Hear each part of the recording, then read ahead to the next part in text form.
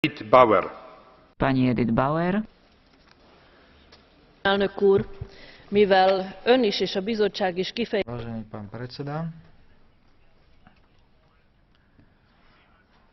vy, ako aj komisia, ste skonštatovali, že budete sledovať slovenský jazykový zákon. Dovolte, aby som v tejto súvislosti vás upriamil na isté vykonávacie predpisy, ktoré sa týkajú tohoto zákona, ktoré vstúpili do platnosti, a tu vidíme ďalšie obmedzenia. Legitímnym cieľom je ochrana štátneho jazyka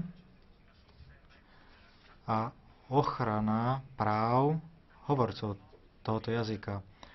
To je hlavný cieľ, ktorý sa týka fyzických osôb.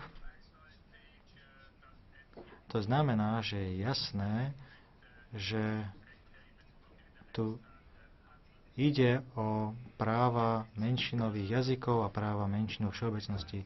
Zároveň je jasné, že jedno, či podiel menšiny je 20% alebo nie, menšinový jazyk je možné využívať vtedy, ak tretie osoby s tým súhlasia. Teraz pán Markinčevič. Panie Przewodniczący, na ostatnim szczycie Unia Europejska, Rosja, obie strony... Vážený pán predseda, na poslednom samite EU-Rusko bolo podpísané memorandum o systéme rýchlej výstrahy.